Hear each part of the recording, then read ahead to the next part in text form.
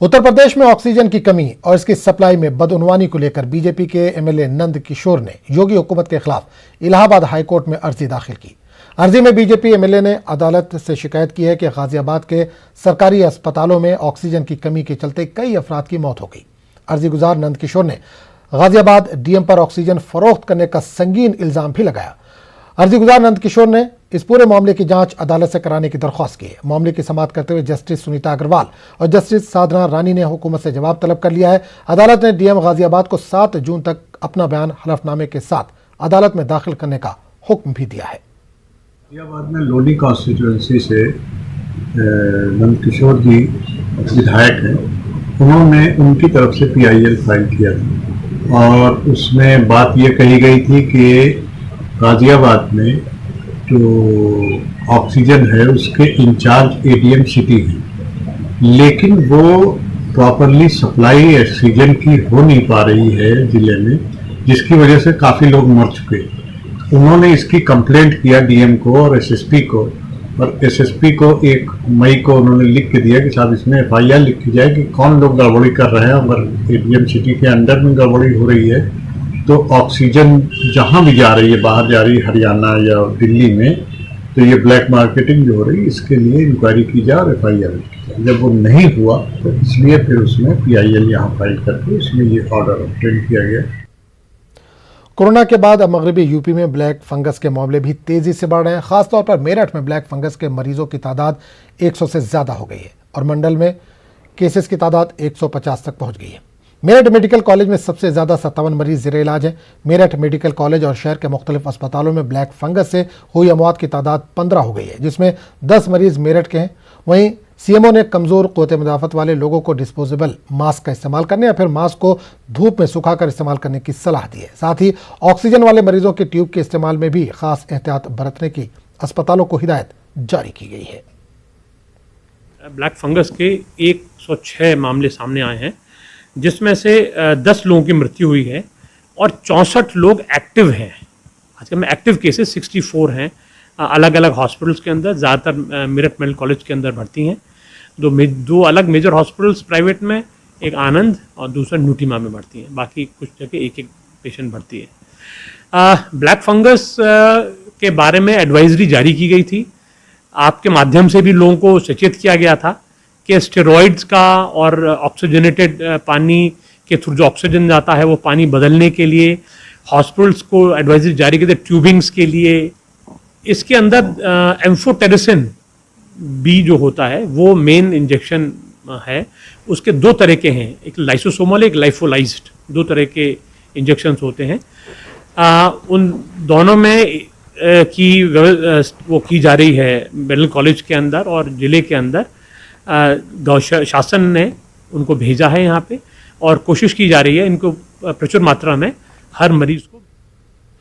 उत्तर प्रदेश में black fungus के मामलों में हो रहे इजाफे के साथ अब महकमा सेहत भी हरकत में आ गया। आज रियासत के वजीर सेहत अतुल गर्ग अलीगढ़ पहुंचे, जहां इन्होंने जिले के अफसरान के साथ मीटिंग करते हुए कोविड कंट्रोल कमांड सेंटर का मुआयना भी किया। इस दौरान मीडिया से बात करते हुए रियासती वजीर सेहत ने कहा कि रियासत में ब्लैक फंगस के केस बढ़ रहे हैं, इस पर सभी की नज़र है। खुद वज़ीर आला योगी आदित्यनाथ इस पर खुसूसी तवज्जो दे रहे हैं।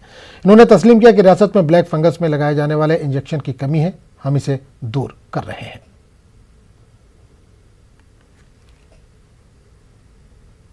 कल तक जो आंकड़ा था मेरठ कमिश्नरी का वो करीब 150 के करीब था, ठीक है, और कुल मिलाकर के जो 300 के करीब बैठ रहे थे करीब लखनऊ वगैरह सब मिला करके। और इस पर पहले दिन से ही सबकी नज़र है और मुख्यमंत्री जी इसको लेकर के बहुत सतर्क हैं और पूरी टीम इस पे काम कर रही है। अभी तक क्योंकि इसकी पता नहीं था किसी को भी, तो थोड़ी सी जो इंजेक्शन्स की समस्या आई थी, लेकिन वो बहुत तेज़ी से दूर हो जा रही है। और पूरे उत्तर प्रदेश में जहाँ जहाँ ब्लैक फंगस के केसेस आए हैं वहाँ लगातार प्रतिदिन दवाई आ रही है। अब ऐसा ये किया गया है कि बजाय एक साथ सारी खुराक देने के थोड़ी थोड़ी दवाई प्रतिदिन मरीजों को दी जा रही है। ब्लैक फंगस और वाइट फंगस के साथ गाजियाबाद में अब येलो फंगस ने भी दस्तक दे दी। येलो फंगस का पहला मरीज ENT अस्पताल में मिला है। इस मरीज के अंदर 3 अलामात पाई गई हैं। इस बारे में हमने डॉक्टर ब्रिजपाल त्यागी से बात की तो इन्होंने बताया कि अस्पताल में मरीज के अंदर पीले फंगस की अलामत मिली है। मैंने अपने केस स्टडी में ऐसे अलामत के मरीज नहीं देखे। येलो फंगस, ब्लैक फंगस और वाइट फंगस से ज़्यादा खतरनाक है।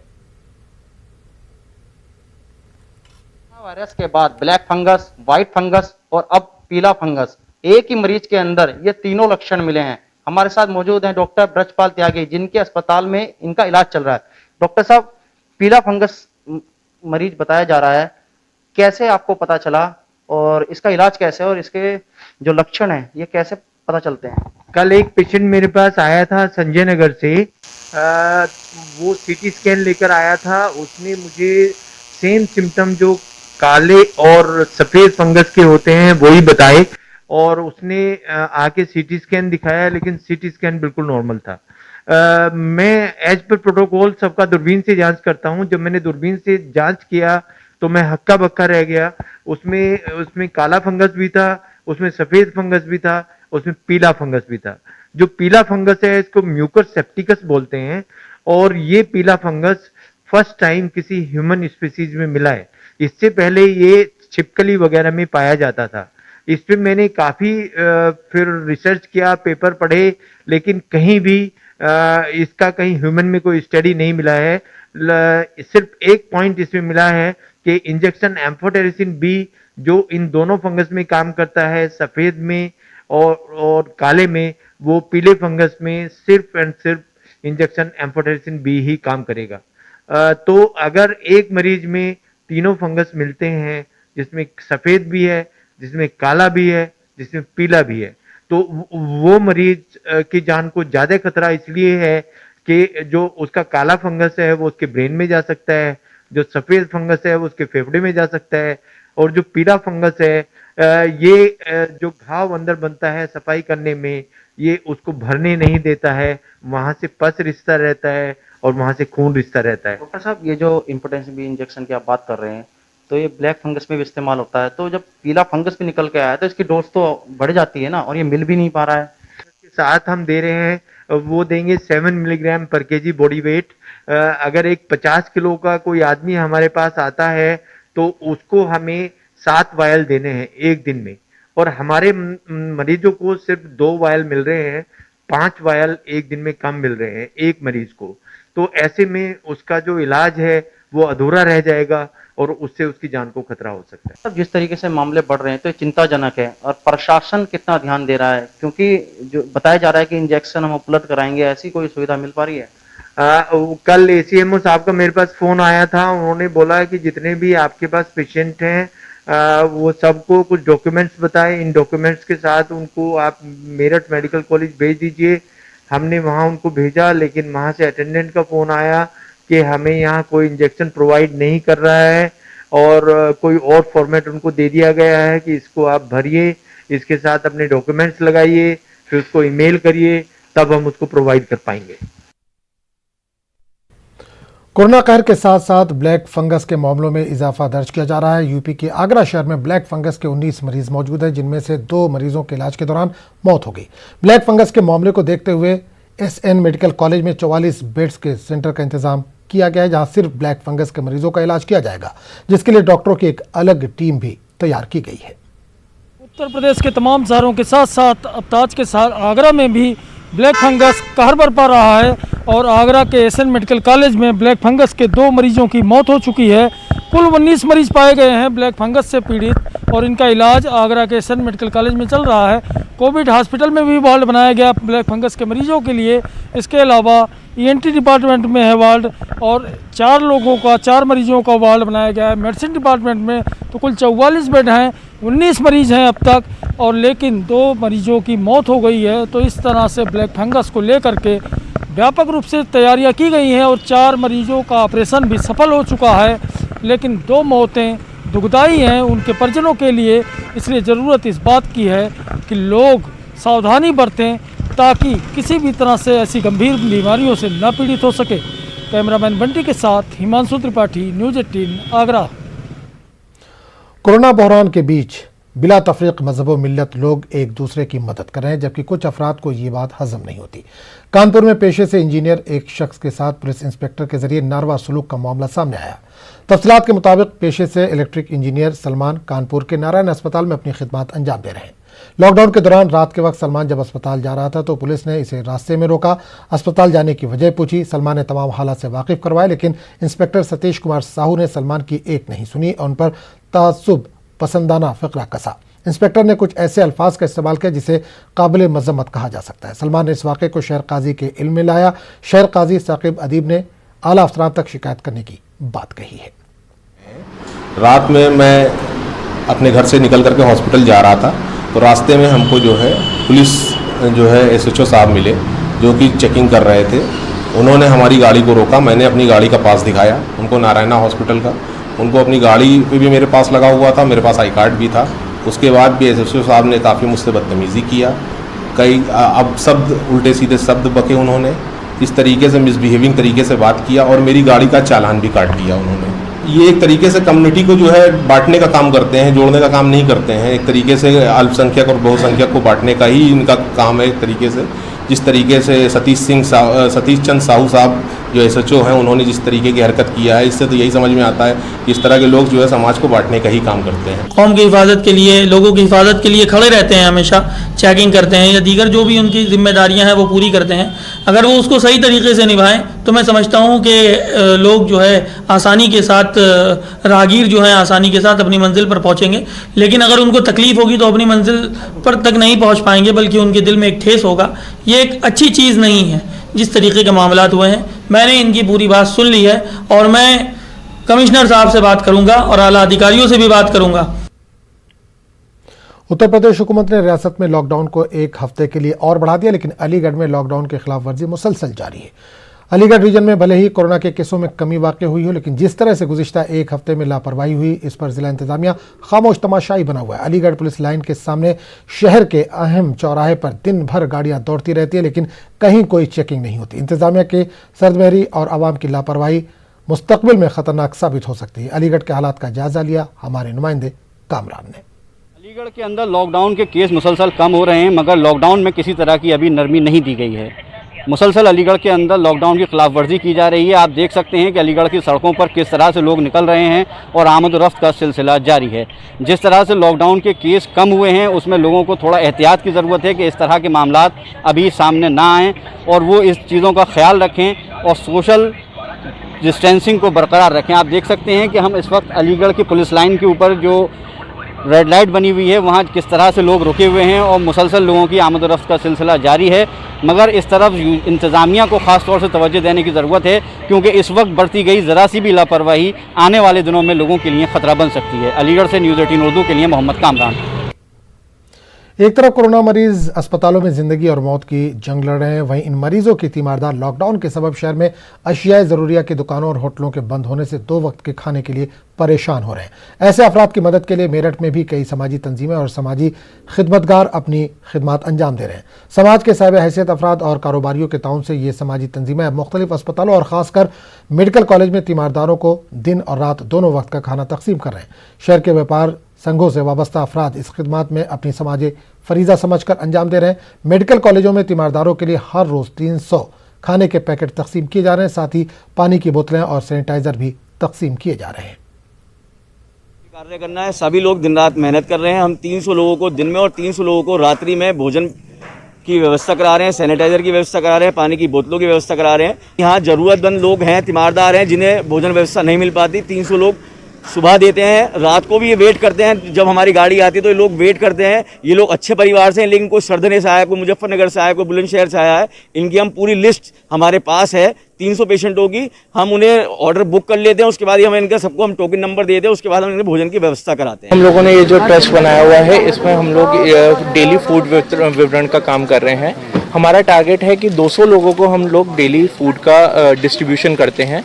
और पिछले साल भी जब लॉकडाउन लगा तो हम लोगों ने ये प्रयास स्टार्ट किया था, तो उसी को आगे लेते हुए जैसे इस बार लॉकडाउन लगा तो हम लोगों ने, हमारी सोसाइटी ने, हमारे ट्रस्ट ने प्लान करा कि ठीक है हम लोग जो है दोबारा से फूड डिस्ट्रीब्यूशन को स्टार्ट करते हैं। तो इसको लगभग चलाते हुए हमें 15 दिन करीब हो गए हैं। मुल्क में कोरोना वबा के दरमियान सबसे ज्यादा मुतासिर वो लोग हुए हैं जो रोजाना काम करके जिंदगी गुजर बसर करते हैं। अलीगढ़ में सड़कों पर फलों और सब्जियों का ठेला लगाने वाले लोग इन दिनों खासा परेशान हैं। हुकूमत की पाबंदियों के दरमियान सुबह और शाम में कुछ घंटे ही काम कर पा रहे, जिससे कारोबार आधे से भी कम रह गया है। अब उत्तर प्रदेश हुकूमत सड़कों पर ठेले लगाने वालों को बतौर मुआवजा 1000 रुपये दे रही है, जिस पर मिला जुला रद्दअमल जाहिर किया जा रहा है। कुछ लोग इसे अच्छी पहल बता रहे हैं, वहीं कुछ लोगों का कहना है कि इतनी कम रकम से कुछ भी हासिल नहीं होगा। वहीं मुतअद्दिद लोग ऐसे भी हैं जिनके पास इस रकम को लेने के लिए बैंक खाते तक मौजूद नहीं है। ये जो महामारी चल रही है बीमारी, उससे जो गवर्नमेंट ने हमें टाइम दिया है फल का, तो सुबह 6 बजे से 11 बजे तक और उधर 4:30 से 7 बजे तक। ग्राहक आ रहे हैं जी? ग्राहक बहुत कम आ रहा है। सरकार 1000 की दे रही है। ये है कि अपना ये है कि थोड़ा बहुत सामान ला के बढ़ जाएगा कारोबार थोड़ा, और क्या है फायदा होगा जी, हो जाएगा थोड़ा बहुत। तो बहुत बेकार हो रही है, दुकानदार ही नहीं है। घर का खाना पीना कैसे चल रहा है? वही है, दाल रोटी चली रही है थोड़ी थोड़ी। सरकार ने कोई सहूलियत दी? कुछ नहीं दिया। आप कुछ कह रही है? अब जब भी कुछ नहीं कह रही। 1000 रुपये जो खाते में डालने कह रही है, इससे 1000 रुपये तो हो क्या रहा है, कुछ नहीं हो रहा है 1000 रुपये तो। गाजियाबाद के देही इलाकों में कोरोना के मामलों को कंट्रोल करने के लिए इंतजामिया मुतहरिक नजर आ रहा है। हालांकि वज़ीर आला योगी आदित्यनाथ ने हाल ही में गाजियाबाद का दौरा करके हालात का जायजा लिया था, लेकिन इसके बावजूद भी मुख्तलिफ गाँव में कम्युनिटी हेल्थ सेंटर पर ताले लगे हुए हैं। कम्युनिटी हेल्थ सेंटर पर लटके हुए ताले इंतजामिया की पोल खोल रहे हैं। कोरोना संक्रमण को गांव तक न फैलने दिया जाए, इसके लिए प्रदेश सरकार बहुत ही जोर दे रही है, लेकिन हम उनकी ये सेवाएं जानने के लिए पहुंचे हैं सामुदायिक स्वास्थ्य केंद्र पर। आप तस्वीरों में देख सकते हैं कि ताला लटका हुआ है बाहर। उससे पहले हमने भी एक अबूपुर गांव का भी जायजा लिया था, और हमारी जो पड़ताल है वह गांव-गांव में चल रही है कि आखिरकार गांव में क्या सुविधा है। जिस तरीके से सरकार कह रही है कि ग्रामीण क्षेत्रों में मूलभूत सुविधाएं पहुंचाई जा रही है और आइसोलेशन सेंटर बनाए जा रहे हैं, लेकिन ऐसा नजर नहीं आ रहा है। ग्रामीण हमारे साथ है, हम इनसे बात कर लेते हैं। ये सामुदायिक केंद्र पर ताला लटका हुआ है, कब से लटका हुआ है? तो करीब देखो जी, उससे ये हो गया करीब 10-12 दिन हो चुके हैं ताले लगे हुए। लेकिन यहाँ वे सामुदायिक केंद्र पे वो आते थे, जो ये प्रशासन के लोग, जो वो काम करते भी थे, लेकिन ये थोड़ा एक मौसम की वजह से, उसकी वजह से भी थोड़ा जो ये हालात ऐसे हैं। इस गांव की आबादी कितनी है? इस गांव की आबादी करीब 9,500 के लगभग है जी। ये इस गांव में कोरोना संक्रमण के वायरस के मामले मिले हैं और कितने लोगों में पुष्टि हुई है और मौतें कितनी हुई है? देखो, इस चीज़ की अभी यहाँ पुष्टि नहीं हो पाई है, क्योंकि जांच के आधार पर चलता है। यहाँ टीके तो लग रहे भी हैं जैसे भी है, और इसमें ये भी है कि अभी कोई पुष्टि नहीं हो पाई है कि बहुत से, जैसे कि अन्य बीमारी तो लुप्त हो चुकी है, नहीं उससे ज़्यादा कोई बीमारी हुई है, उसका कैसे पता पड़ेगा कि हाँ इसमें ये बीमारी है? देखिए, ग्रामीण का भी साफ तौर पर कहना है जांच नहीं हो पा रही है, स्वास्थ्य केंद्र बंद है। और जिस तरीके से इलाहाबाद हाई कोर्ट ने भी टिप्पणी की है कि यूपी की जो स्वास्थ्य सेवाएं हैं वे राम भरोसे हैं, और उसी को लेकर हम जायजा कर रहे हैं और गांव-गांव में पड़ताल कर रहे हैं। हम मुरादनगर खंड के गांव सौदा में पहुंचे हैं, और ये जिम्मेदारी आखिरकार किसकी बनती है? जो ये ताला लटका हुआ है, इसका जिम्मेदार आखिर कौन होगा? गाँव में जिस तरीके से बीमारी फैल रही है, तो ये कहीं ना कहीं स्वास्थ्य सेवाएं भी नहीं मिल रही है और नजरअंदाज हो रही हैं सारी स्वास्थ्य सेवाएं। तो आप देख सकते हैं, ये पड़ताल हमारी जारी है। गाजियाबाद से नेटवर्क 18 के लिए मैं रोहित सिंह। कानपुर के मुस्लिम अक्सरियती इलाके बेकनगंज में कल एक लगभग 80 साल कदीम मंदिर मुनहदिम हो गया, जिसके बाद बजरंग दल हिंदुत्व के मुद्दे को गरमाने का काम कर रही है। बजरंग दल इस मामले में कहना है इसका कि शहर के मुस्लिम इलाकों में तकरीबन 152 मंदिर हैं, और अब वहां बजरंग दल के कारकुन रोजाना या हफ्ते में एक मरतबा पूजा किया करेंगे। इनका कहना है कि जिस तरीके से बेकनगंज में मंदिर मुनहदिम हुआ है, इसको लेकर ACP को मेमोरेंडम सौंपा जाएगा और जाँच की मांग की जाएगी। कानपुर के बजरिया थाना क्षेत्र में बेकनगंज स्थित 81 साल पुराना मंदिर जब ढह गया, तो उसको लेकर अब बजरंग दल के लोग ACP से मुलाकात करेंगे। आइए जानते हैं कि किस तरह की मुलाकात करना चाहते हैं और क्या कहना है उनका। क्या कहना है आपका? आप बजरंग दल की नुमाइंदगी करते हैं, क्या कहना है आपका? मुस्लिम घनी आबादी के बीच जिस तरीके से 81 साल पुराना मंदिर अपने आप ढह गया, यह अपने आप में एक जाँच का विषय है, जिसके लिए हम प्रशासन से आग्रह करेंगे कि इसकी निष्पक्ष जाँच की जाए कि मंदिर जो इतना भी पुराना नहीं था कि अपने आप वह ढह जाए। इसकी निष्पक्ष जांच के साथ साथ हम प्रशासन से यह आग्रह करेंगे कि मुस्लिम आबादी के आसपास जो भी हमारे 152 मंदिर हैं उन सबकी सुरक्षा हो, और बजरंग दल एक यह अभियान छेड़ेगा कि जितने भी मुस्लिम आबादी के आसपास या बीच में मंदिर हैं, उन सभी में जो मंदिर बंद पड़े हैं उनको पुनः खुलवाकर वहाँ पर पूजा चालू कराएगा। अगर नहीं कोई होगा तो बजरंग दल के कार्यकर्ता जाकर प्रति सप्ताह या प्रतिदिन वहाँ पर पूजा करने का काम करेंगे। तो जिस तरह से आपने देखा कि उनका साफ तौर से कहना है कि उन्होंने एक लिस्ट इकट्ठा कर ली है, जो मुस्लिम अक्सरियत आबादी में मंदिर हैं उनको खुलवा कर वहाँ पर पूजन करवाया जाएगा। इसके लिए वो एक ज्ञापन भी देंगे एसीपी को। कानपुर से संदीप सविता, न्यूज़ 18 उर्दू। मरकजी हुकूमत की स्कीम आयुष्मान गरीब और नादार लोगों को तिब्बी सहूलियात के लिए शुरू की गई थी, लेकिन अलीगढ़ में इस स्कीम का फायदा आवाम तक नहीं पहुंच पा रहा है। हालिया मामला अलीगढ़ का रोशनी में है, जहां एक आकाश वल्द विनोद कुमार का गुज़िश्ता दिनों एक्सीडेंट हुआ था। माकूल इलाज न मिल पाने के सबब मौजूदा वक्त में उनकी टांग कटने की नौबत आ गई। गौरतलब बात यह है कि मुतासिरा के पास आयुष्मान कार्ड भी मौजूद है, इसके बावजूद कोई अस्पताल इनका इलाज नहीं कर रहा है। मुतासिरा खानदान आज अलीगढ़ के साबिक मेंबर असेंबली हाजी ज़मीरुल्लाह खां के साथ डीएम अलीगढ़ से मुलाकात करने पहुंचा, लेकिन डीएम की गैर मौजूदगी में मुलाकात मुमकिन नहीं हो सकी। मीडिया से बात करते हुए हाजी ज़मीरुल्लाह खां ने इस मामले को हुकूमत के कौल फेल में तजाद करार दिया। कार्ड से कोई इलाज हो नहीं रहा है। 2 महीने पहले। किससे? कार्ड से। पहले तो मेरा ऑपरेशन कर दिया, उसने 1,20,000 रुपये ले लिए। उसके बाद में आयुष्मान कार्ड था, इससे कोई इलाज हो नहीं रहा है। कई हॉस्पिटल हम घूमे आए हैं। इसका क्या क्या कर रहे हैं डॉक्टर? इसका क्यों कह देते हैं, तो आपने पहले इलाज करा लिया, अब ये कार्ड मान्य नहीं होगा। दूसरे हॉस्पिटल में गए, यूँ कह लॉकडाउन चला, ये कार्ड इस टाइम नहीं चलेगा। प्रार्थना है एडमिनिस्ट्रेशन से कि स्वास्थ्य मंत्री को दिखाएं कि हकीकत क्या है, जनता किस तरह मर रही है आपकी सरकार में। जनता को ज़रा सा लाभ नहीं मिल रहा आपकी योजनाओं का। आप खाली झूठे वादे करते हैं, आप झूठ बोलते हैं। सरकार झूठ बोल रही है, लेकिन निकम्मी सरकार है। लोगों का, गरीबों का मतलब बच्चे मर रहे हैं बेचारे गरीबों के, लेकिन कोई सुनने वाला नहीं है। अलीगढ़ में उस वक्त अफरा तफरी मच गई जब सड़क पर चलते ट्रक में अचानक आग लग गई। आग इतनी तेज थी कि देखते ही देखते लपटें उठने लगी। ट्रक में सवार ड्राइवर और हेल्पर ने किसी तरह बाहर निकलकर अपनी जान बचाई। फौरी फायर ब्रिगेड महकमे को इत्तला दी गई। मौके पर पहुंची फायर ब्रिगेड की 3 गाड़ियों ने आग पर काबू पाया।